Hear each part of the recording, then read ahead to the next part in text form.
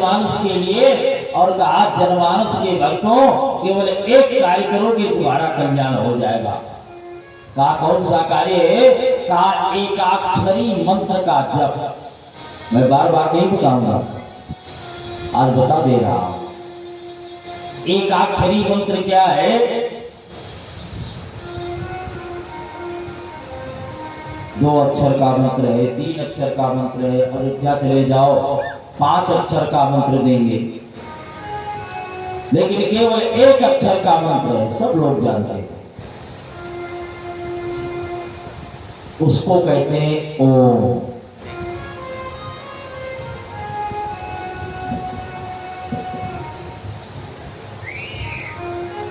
इसीलिए ज्यादातर शब्द पहले भी लोग कहते थे, आज भी कहते थे भैया हरि ओम, हरि ओम। यही एकाक्षरी मंत्र है, यही मेरा संपूर्ण साधन है।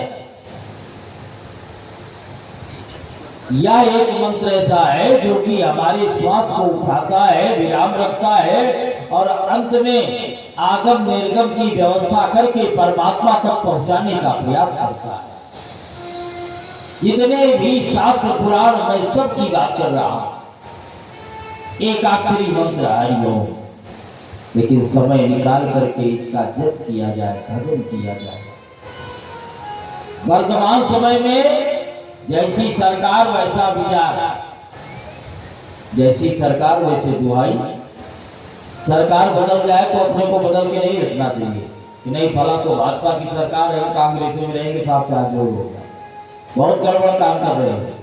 जैसी सरकार वैसा विचार बना लेना चाहिए, वैसे ही करना चाहिए, विरोधी नहीं रहना चाहिए। इस समय किसकी सरकार है?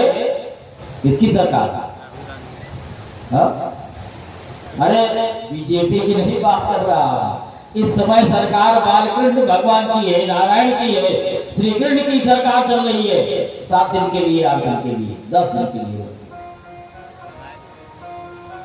सरकार के अनुसार मंत्र बदल देना चाहिए। एकाक्षरी में रहो, हमारा भाव अलग नहीं है, कहीं राजनीति से प्रेरित नहीं है।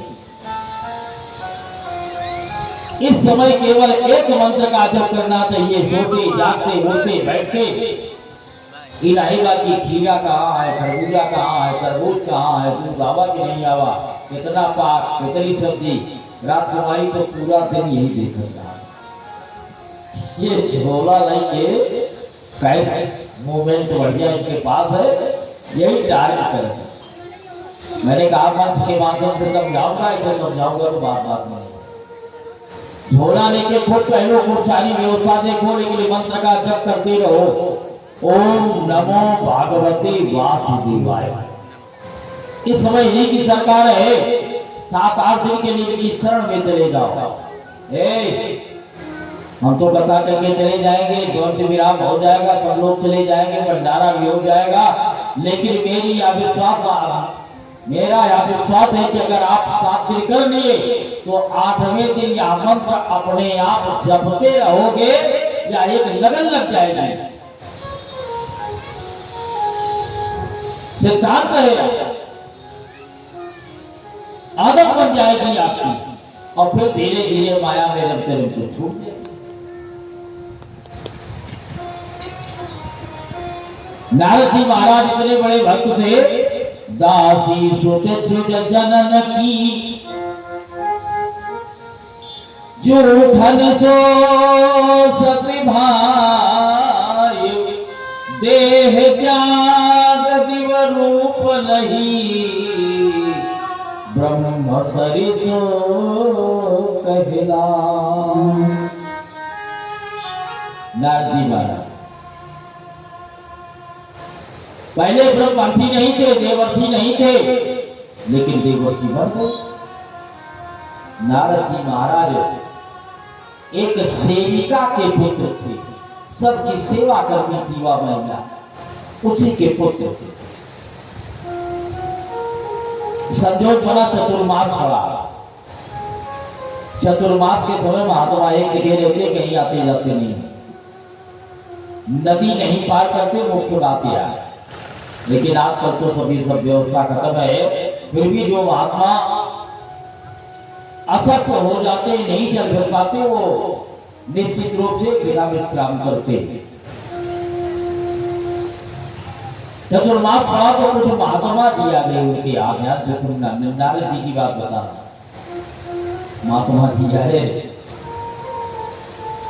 रहने लगे वहां सेविका जाकर के महात्माओं को की सेवा करती, महात्मा के यहाँ कुछ कायदे से भोजन पानी की व्यवस्था हो जाती, खुद भी महात्माओं को खिलाती, ले आती, उनका जूठन वहां भी खाती, नारद जी को भी खिलाती। नारद जी का समय और सेविका का समय बढ़िया से सुंदरता से गुजरने लगा। 4 महीने के लिए एकदम चकाचक आनंद था, बढ़िया से।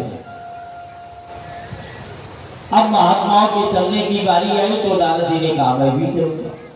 तो महात्माओं ने समझाया, कहा देखो एक काम करो, तुम अकेले पुत्र हो, माँ के इकलौते पुत्र हो, अगर मेरे साथ चले जाओगे तो तुम्हारी माँ ने सेवा तो किया 4 महीने, लेकिन मैं मेरे जाने के बाद 8 महीने साल भर लगातार में इसको फिर गाली देगी कि मेरा एक लड़का था उसको महात्मा जी ने वाले।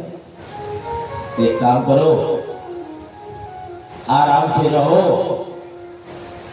और हम फिर 8 महीने बाद आ जाएंगे, तब तक तुम अभ्यास करो भजन का। कुछ मंत्र बता दिया इधर उधर का। नारद जी भजन करने लगे, जाकर के पीपल के पेड़ के नीचे बैठ करके, और जब भजन करना प्रारंभ किया तो भगवान प्रकट हो, दिव्य रूप धारण